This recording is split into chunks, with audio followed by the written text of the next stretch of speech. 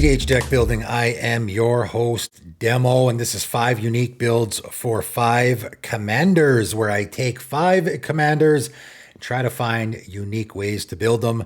And in this edition, I will be doing sort of patron suggestions. This is my Patreon version of 5 unique builds for 5 commanders, and the first suggestion I have from a patron is that title is a little confusing. I had one of my patrons tell me that 5 unique builds for 5 commanders sounds like I'm doing 5 unique builds for 5 different separate, all of them have 5 each, which works out to 25 different ideas. Sorry, I don't have that many ideas. One idea per commander here. I'm going to start out though with one that came sort of from a patron. It actually came from a deck doctor that I was doing for their Lurus of the Dream Den deck.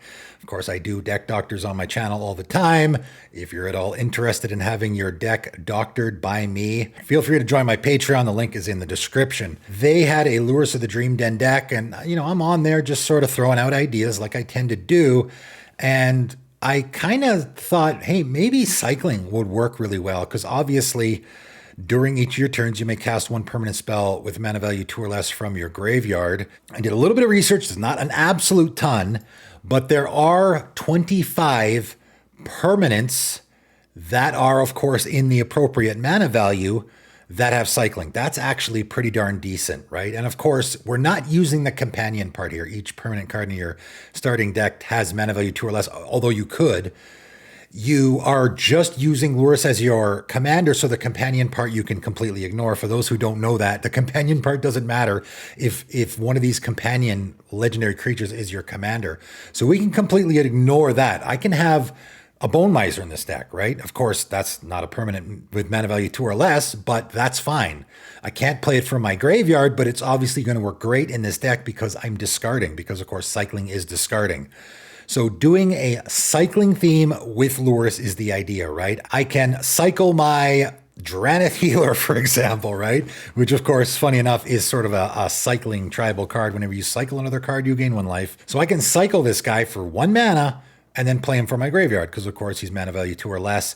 There's also cycling lands that you could put in there. I think you likely would want to throw a Crucible of Worlds in this deck as well, so I can cycle those cycling lands, play them from my graveyard. And then, obviously, again, lots of discard support. Whenever you discard a card, this thing happens, that kind of stuff. And obviously any cycling support as well, like an Astral Slide, stuff like that work in these colors as well. So pretty neat idea to go with a Lurus deck, I think. Geralf the Fleshwright was another one that I was doing on my deck doctor, where I sort of came up with this idea as I was doing it. Patron of mine had a Geralf the Fleshwright deck that they, I thought, here's a different direction maybe you could go with it. And I think probably everyone is going with the idea that they went with. So 2 in a blue human warlock, 2/3. Whenever you cast a spell during your turn, other than your first spell that turn, create a 2/2 blue black zombie rogue creature token. Whenever a zombie enters the battlefield under your control, put a +1/+1 counter on each other zombie that entered the battlefield under your control this turn. So, of course, you want to be casting lots of spells on your turn. That's the way you want to build this, right? You want to cast a spell during your turn other than the first spell you cast. So in order to get pretty much anything off your commander there, you want to cast at least 2 spells. And of course, as you keep going, you'll keep creating zombies, right? If I cast 4 spells for my 2nd, 3rd, and 4th spell, I will get zombies for each of them. And then, of course, as those zombies enter the battlefield, they're putting counters on my other zombies. That's ideally what you want to do here. And the theme they went with was the instant sorcery theme. Cast Opt and Brainstorm and all those, Ponder, all those spells that people like to cast. And I thought, yeah, that's okay, but you don't have to do instants and sorceries here, right? You just have to cast any spell during your turn, other than the first spell you cast that turn. Don't you want stuff in your deck that is going to cost 0? Because if you have stuff that costs 0, the more stuff you can cast in your turn. And of course, the easiest way to cast stuff that's 0 is with artifacts, right? You're not really going to find a whole lot of things outside of artifacts that cost 0. So an artifact theme with this guy, I think, actually works best. I even checked on EDH Rec. It seems like everyone's doing the instant sorcery theme, which of course does work good in mono blue, but the artifact theme also works good in mono blue. And lots of, whenever you cast an artifact spell, you get this sort of effect off. There's lots of that support, obviously. And of course, you can put lots of artifacts. Obviously, there's the expensive ones, the Mox Ambers and Mana Crypts, and that stuff is expensive. but you can get around it. And funny enough, I'll inject one of my own decks here. I put my AO deck together recently, which I did that as well, because again, the mana value, total 4 mana value, I also realized works really great with artifacts because a lot of artifacts can cost 0. So a 0 mana value artifact there is a freebie. Funny enough, I did the exact same thing on my channel with Thrasta Tempest Roar when that first came out, because that says this spell costs 3 less to cast for each other spell you've cast this turn. And again, I thought, okay, an artifact theme is kind of funny here because I can very easily cast 3 0 mana artifacts. Doesn't matter what they are. I mean, they could be a Mox Amber, but they could also be like some equipment. And then my commander is going to cost 2 green mana, right? Or something like that. So I actually thought that was an interesting command. I'm throwing out all other sorts of ideas here for other commanders as well. But the mono green artifact theme, not so great. The mono blue artifact theme is pretty great. So Geralf the Fleshwright, mono blue artifacts, I think pretty good theme there. Let's move on to another idea that I got from a patron of mine. We were playing a game. He had a Livaan Cultist of Tiamat deck, and he was doing this a little bit, but I thought he could lean it into it a lot more.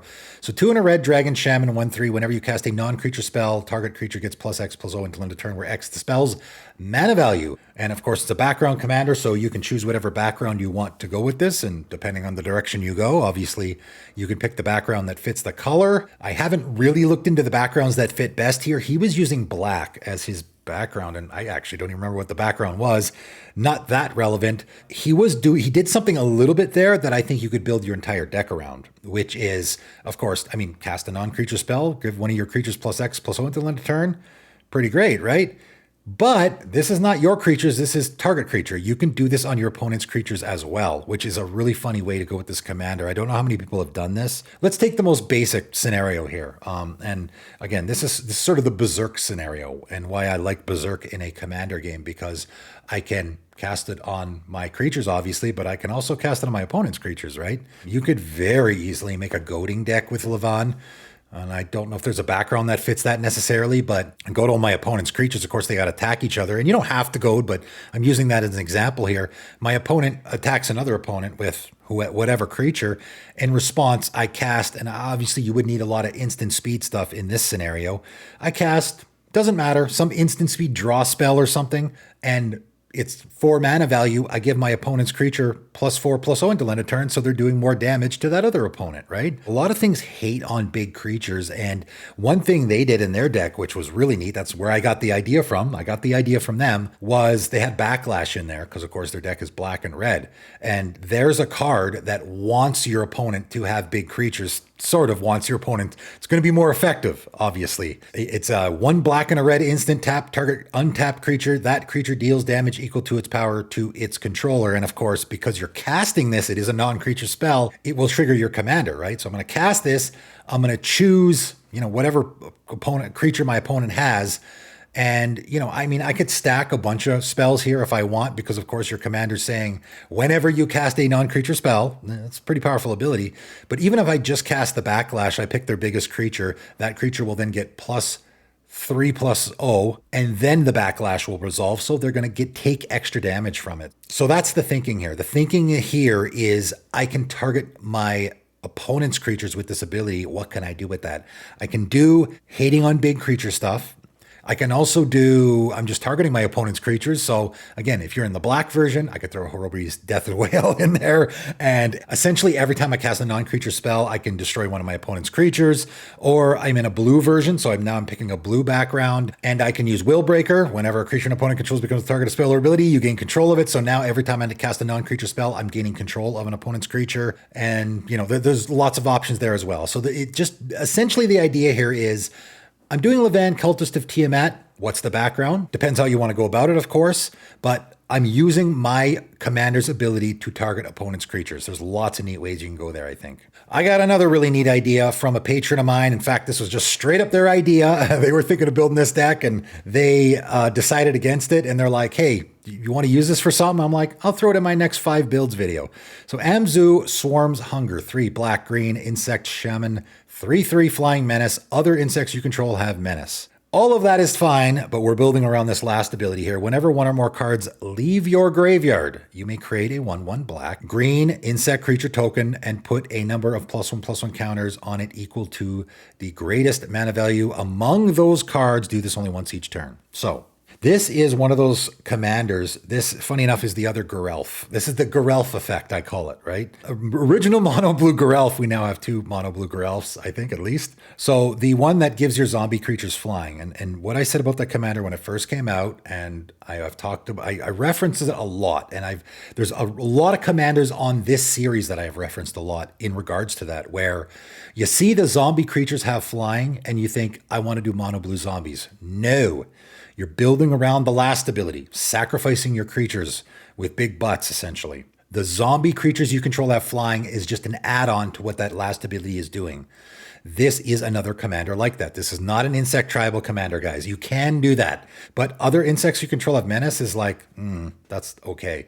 You want to build around that last ability. That last ability is creating 1/1 black and green insect creature tokens. So we don't need to have any insects in this at all. I mean, our commander's an insect, but we can do it a little bit. What we want to build around is that last ability, because that last ability has the potential to be hugely powerful. And the idea with my patron came up with was actually a really neat one, of course, because cards leaving your graveyard can happen in a lot of different ways. Maybe people are doing delve here. Maybe people are doing, I just regrowth something. Probably the easiest way to do it is by using cards that themselves leave your graveyard all on their own. And the idea he came up with, because it works great with the mana value thing as well, is cards that shuffle themselves out of your graveyard. So, of course, the best example here is Kozilek, Butcher of Truth. And a lot of people will, there's a few of these Eldrazi that do this, and a lot of people will put these, your buddy probably tells you, I only have Kozilek in there so I don't get milled, because when it is put into your graveyard from anywhere, its owner shuffles their graveyard in your library. So this actually shuffles your whole entire graveyard in your library. So a lot of people claim that they put this in their deck just to protect against milling. And then, maybe I'll just cast it actually, later in the game, they just cast it as is just so they can kill you with it. Ulamog, the Infinite Gyre, is another one that gets used a lot that way. When Ulamog, the Infinite Gyre, is put into graveyard from anywhere, its owner shuffles it into their library. So of course, it's leaving your graveyard. That's why that works here, right? There is several other effects that do this as well. Vigor is one that a lot of people wouldn't think to use it in a situation like this. It's actually a great card in a commander game. A lot of people use that in their commander decks because it has a fantastic ability. If damage will be dealt to another creature you control, prevent that damage and put a +1/+1 counter on it for each 1 damage prevented. This way, great ability. Works in any commander deck. But also, when it's put into your graveyard from anywhere, shuffle it into owner's library. And that is a card leaving your graveyard. And of course, that can work in a lot of different ways. It can work with, I discard it. You can just discard it into your graveyard, and then it will leave your graveyard, trigger your commander. But it also works particularly well. The best way to do it with one of my favorite underrated cards in the format, Auric Loremage. I can Auric Loremage, go tutor for and again, World Spine Worm is probably the best example of a card to use here because it's got the giant mana value, right? That's why this idea works particularly well, because you want things, as your commander says, with a really big mana value. Put a number of +1/+1 counters on it equal to the greatest mana value among those cards. So if I go tutor my deck with an Auric Loremage, or any entombment effect will work here. If I go tutor for World Spine Worm, put it directly into my graveyard, it of course will trigger because it says when World Spine Worm is put into your graveyard from anywhere, you shuffle it into owner's library, it will immediately then get shuffled into my library. And then, of course, because it's leaving my graveyard, my commander will trigger, and it costs 11 mana. So my commander's going to say, okay, well, I will create a 1/1 black and green insect creature token, then put 11 +1/+1 counters on it, because that is the greatest mana value among those cards, right? If it's only one card, that's the greatest mana value. You only have to have one big card leaving your graveyard, and now I got a giant insect that does have menace. Again, now the menace is becoming a little more relevant here, right? Menace isn't great for 1/1 insects typically. It's pretty great for a 12/12 or whatever. And also, this plan I think works really good with the do this only once each turn as well. Again, if I'm going to delve, a lot of people might be mill my whole library and then delve, and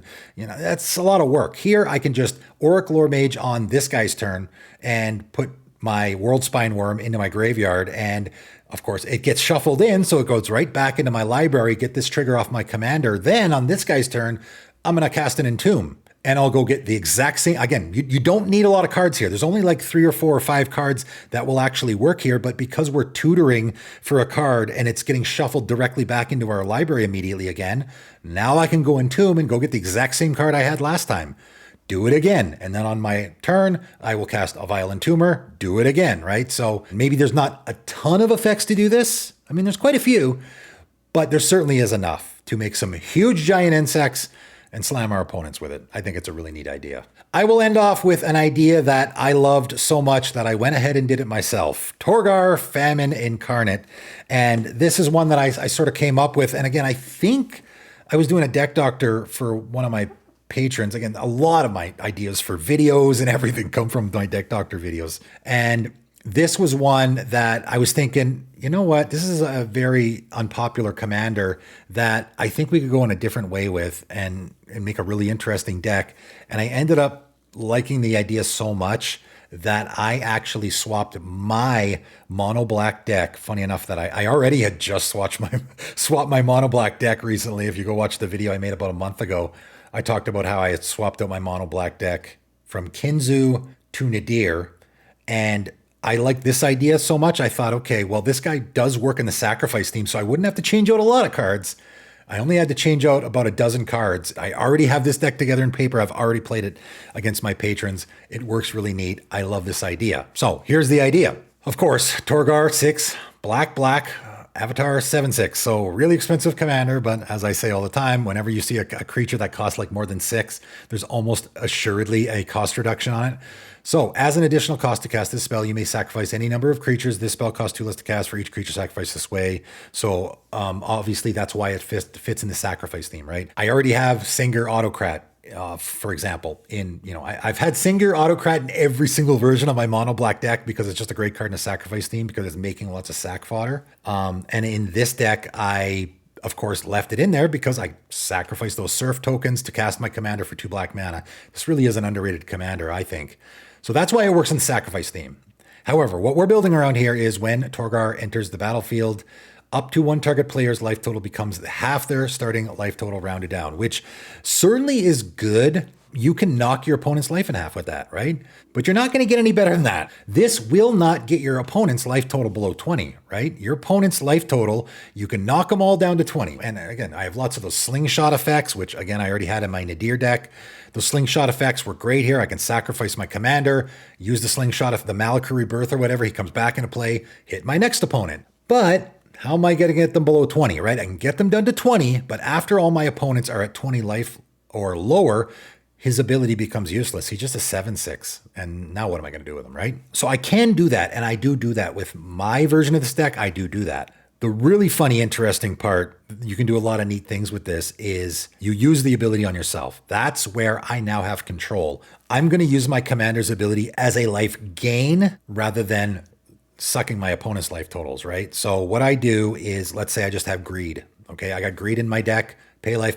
I'm drawing lots of cards off of greed. That's already pretty good. My life total gets down to 2. I cast my commander, and that player's life total becomes half their starting life total. My starting life total was 40. Half my starting life total is 20. So what my commander essentially becomes, for the most part, what I'm going to be using my commander for the most is gain however many life up to 20. My life total now becomes 20. And it is important to note, people may not be aware of this, I threw Well Lost Dreams in the deck because that is gaining life. When a card just says it becomes a certain number, or whenever you have a card, like one of those cards that exchanges life totals, whenever your life total changes, whether it be negative or positive, if my life total was 40 and then it becomes 20, I have now lost 20 life.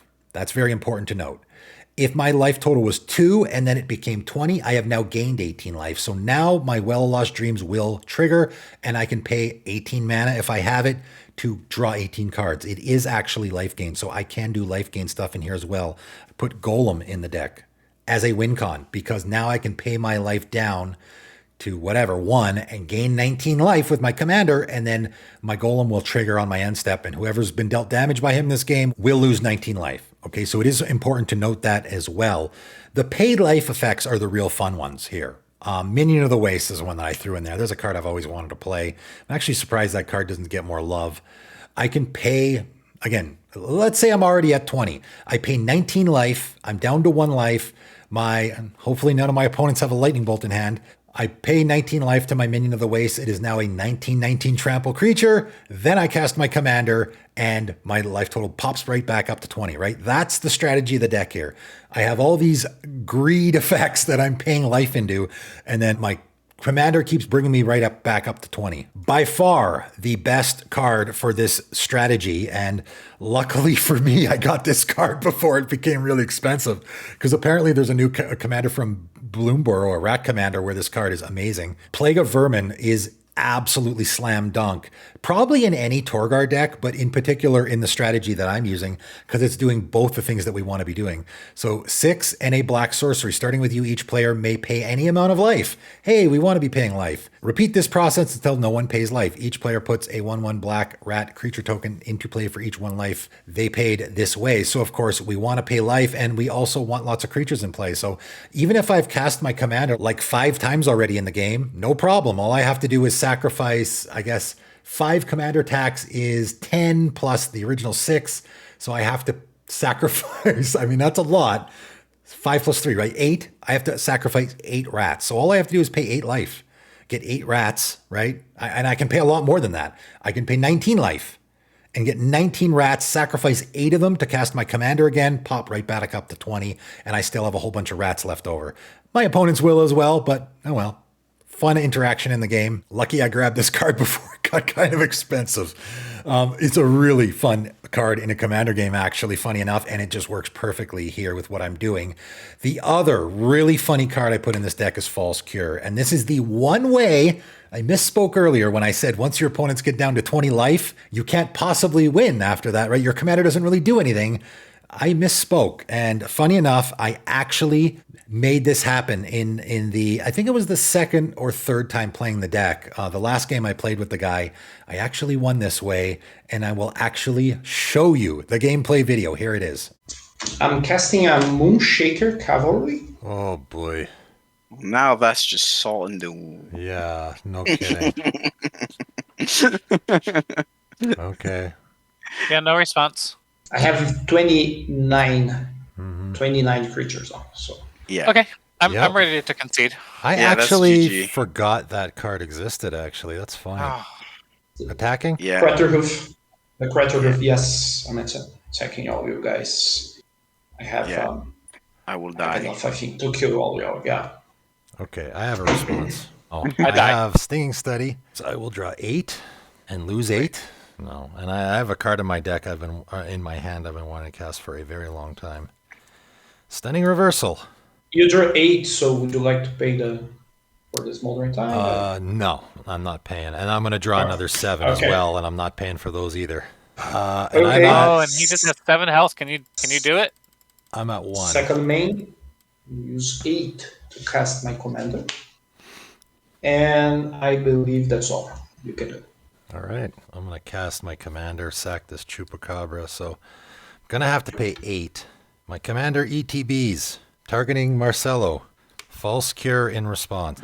So you will gain 13 life, and then you will lose 26 life. So there you go. False Cure works with actually killing your opponent if they have to be the exact right number, which is 10 or lower. If your opponent is 10 or lower, right, what's going to happen is you cast False Cure or respond to your own trigger, right? Torgaar comes into play. You target that player. Your Torgaar is going to say, okay, I want this person to gain 10 life because they're going to get back up to 20, obviously. False Cure says, until end of turn, whenever a player gains life, that player loses 2 life for each 1 life they gained. So they are actually going to gain the life. They're going to gain 10 life, but then that player loses 2 life for each 1 life they've gained, so they'll lose 20 and they'll die. So that's why anything 10 or lower, this will work. This will make them... I mean, False Cure can work with, someone just gaining a ton of life. Hey, False Cure in response, right? But obviously, in that situation, it's a really neat, and actually winning the game that way was a really neat way to win a game. And I put the card in the deck thinking, I don't know if this is actually ever going to happen, because it is a sort of a fringe scenario, but that is one way that you can win in that scenario, where as long as your opponent is at 10 or less, false cure, target them with your commander's ability, and they will die. Pretty neat. And again, such a neat idea that I went ahead and did it myself. I've already played the deck several times. It's a really neat one. Again, I've changed my mono black deck 3 times already so far this year. So I've changed it once again. So a little mini update on my own decks as well. So if you guys are at all interested in these ideas, run with it yourself. I don't have any actual deck list. These are just ideas, but ways that you can go for your own decks. That is it for today, though, and thanks for tuning in.